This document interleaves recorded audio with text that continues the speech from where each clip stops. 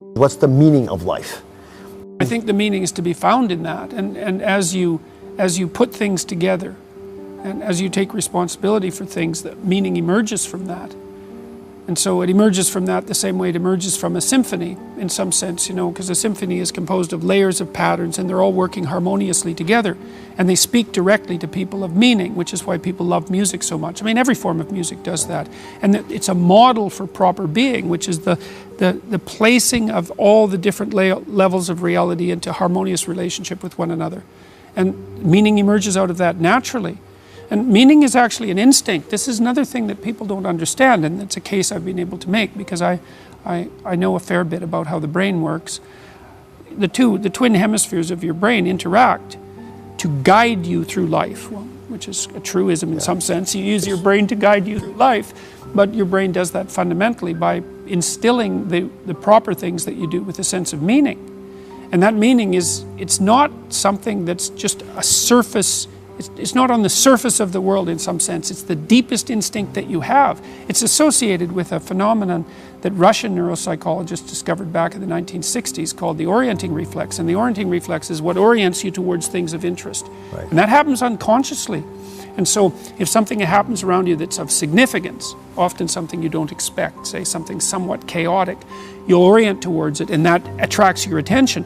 And then as you investigate what that is, that's associated with a sense of meaning. And if you put what you're investigating into proper order, then that meaning continues to reveal itself. So you can use meaning as a guide to proper being. But you have to also be very careful to conduct yourself honestly if you're going to do that, because if you conduct yourself dishonestly, then you pathologize the mechanisms that orient you. Everybody is a strange mixture of victim and victimizer. Lots of terrible things happen to people that aren't justifiable in some sense. You know, well, illness strikes people randomly. I mean, not entirely randomly, obviously, but there's a large random element in it, where you're thrown into existence as a consequence of your birth. That you're sort of thrown into reality with your particular set of predispositions and weaknesses. And then there's going to be times in your life where things twist in a manner that's unfair to you, that you're not getting your just deserts.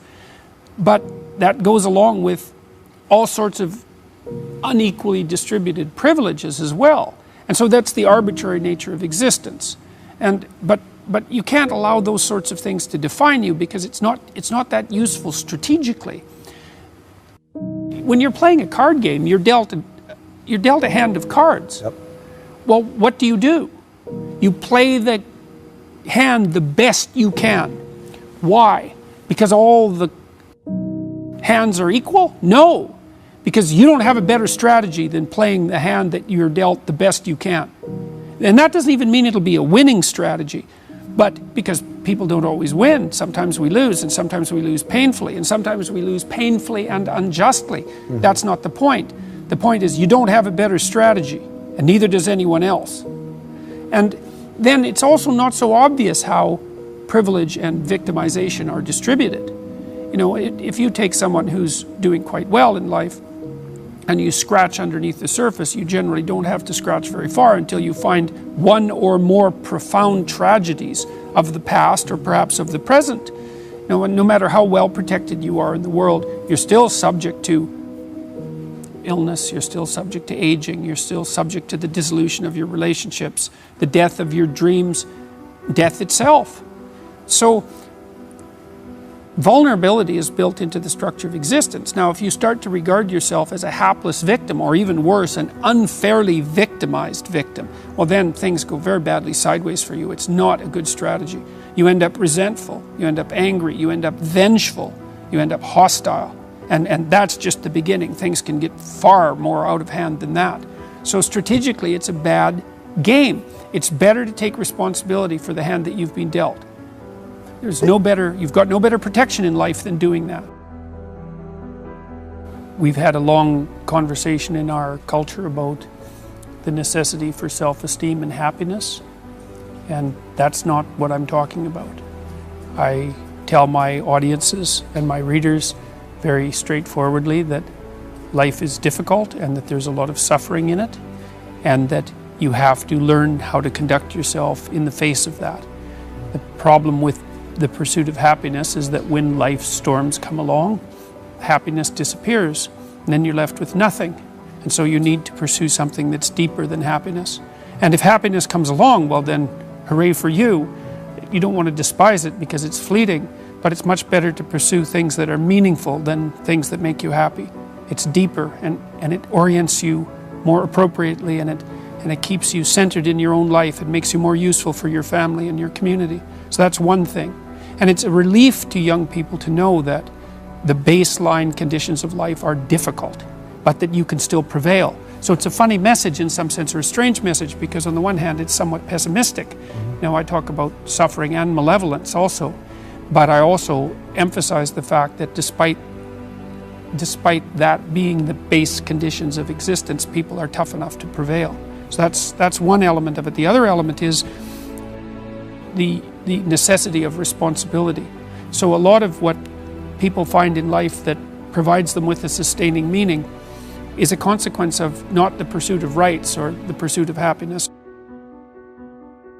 or the development of self-esteem, but the adoption of responsibility. And the more responsibility, in some sense, the better. Responsibility for yourself, for making sure that your life lays itself out like it should, responsibility for your family, responsibility for the community. It's people who take responsibility that are the ones that you admire, and that's the right pathway through life. That's where meaning is to be found. Even though life is suffering, if you're sufficiently courageous and forthright and honest, let's say, in your approach, and you don't shy away, what you'll find is that there's something within you that will respond to the challenge of suffering with the development of ability that will transcend the suffering.